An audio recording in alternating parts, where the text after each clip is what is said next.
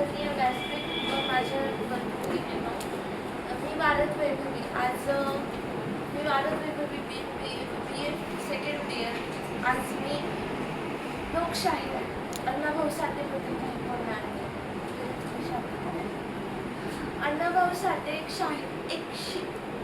एक कलाकारच नव्हते, ते एक लोकशाहीर होते.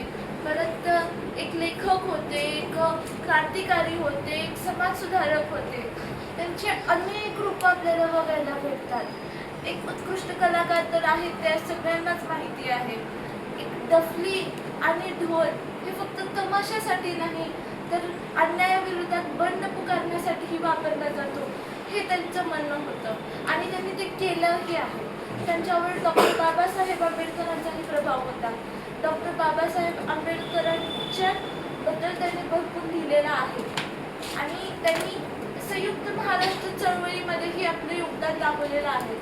त्यांच्या विविध गाणे, त्यांच्या विविध कविता, शायरी याच्याने त्यांच्या तलवारीसारख्या शब्दांचा वापर करून सगळ्यांना प्रेरित केलेलं आहे आणि त्यांचं एक खूप मोठं योगदान होतं संयुक्त महाराष्ट्र चळवळीमध्ये. त्यांचं म्हणणं होतं की मी कल्पनांचे पंख लावून भरारी नाही घेणार, मी जमिनीशी जोडून, माझ्या मुलाशी जोडून माझ्या माणसांना आणि त्यांचं पूर्ण साहित्य सत्य घटनेवर आधारित होतं, सत्य गोष्टींवर आधारित होतं. जे गरीब परिस्थितीमध्ये लोक राहत होते, झोपडपट्टीमध्ये राहत होते, तेही त्यांच्यासोबत राहत होते.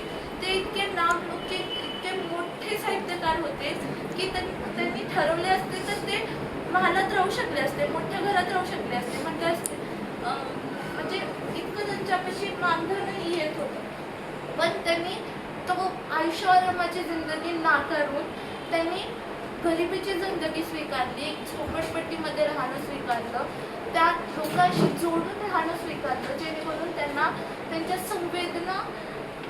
संवेदनशीलता राहावी त्यांच्यामध्ये, त्यांच्या संवेदना त्यांना ओळखता याव्या. आणि त्यांनी म्हणजे ते इतके प्रसिद्ध, इतके लोकप्रिय होते की त्यांचं साहित्य आपल्या भारतातच नाही तर जगभरात त्यांचं साहित्य वाचलं, ऐकलं जायचं. इतकंच नाही तर त्यांना रशियामधूनही बोलवण्यात आलं होतं की म्हणजे तुम्ही या तिथे आम्हाला मार्गदर्शन द्या म्हणून. त्यांनी रशियामध्ये मॉस्को सिटीमध्ये जाऊन तिथं त्यांना भाषण दिलेलं. परत तिथल्या स्ट्रीटवर गुरगा स्ट्रीट, त्या गुरगा स्ट्रीटचाही त्यांनी अनुभव त्यांच्या माझा रशियाचा प्रवास या प्रवास वर्णनामध्ये त्यांनी दाखवलेला आहे. म्हणजे त्यांनी असं नव्हतं की त्यांचं की जैसा देश वैसा भेस, तसं त्यांचं नव्हतं. ते तिथे रशियामध्येही जाऊन तिथल्या स्थितीमध्ये जाऊनही ते आपलं साधं राहणं, आपले साधे वस्त्र जे ते इथं घालत होते ते तिथंही घालत होते. आणि ते असं नव्हतं की त्यांचं की मी तिथं राहतोय तर ते त्यांचे साधं वस्त्र, पांढरा शुभ्र कुर्ता पैजामा आणि आपली कोल्हापुरी चप्पल घालून ते पूर्ण रशियाभर फिरले. आणि तिथे म्हणजे त्या स्ट्रीटमध्ये जाऊन तिथल्या जागी जाऊनही ते तिथल्याही कामगारांची म्हणजे माहिती काढून घेतले.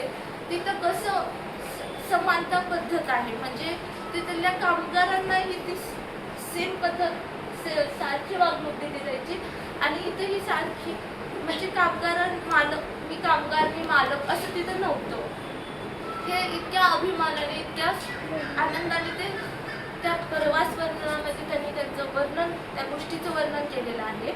परत त्यांनी हेही सांगितलं आहे की आपल्या देशामध्ये आधी ब्रिटिश काळामध्ये जेव्हा ते होते त्या टायमाला जेव्हा म्हणजे श्रेष्ठ लोकांकडून म्हणजे आधी किती अत्याचार व्हायचा दलितांवर, गरीब लोकांवर, झोपडपट्टीत राहणाऱ्यांवर. श्रेष्ठ लोक किती म्हणजे ह्यांच्यावर तुच्छ म्हणून वागणूक द्यायची, त्यांना प्यायला पाणी नाही, हे नाही, ते नाही, म्हणजे त्यांना त्रास द्यायचे. ते तिथं नव्हतं.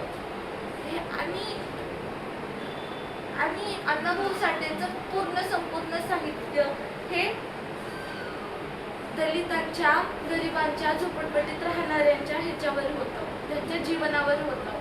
आणि त्यांनी म्हणजे आपल्या संवेदना सगळे दाखवल्या.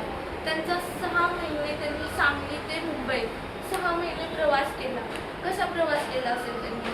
ते बी पायी प्रवास केला होता. आणि भेटल ते काम करणं, भेटल ते खाणं, या सगळं त्यांचं सुरुवातीचं आयुष्य गेलं होतं. 1.5 दिवसाची शाळा शिकून त्या माणसाने जगाला ज्ञान दिलं. म्हणजे जगभरात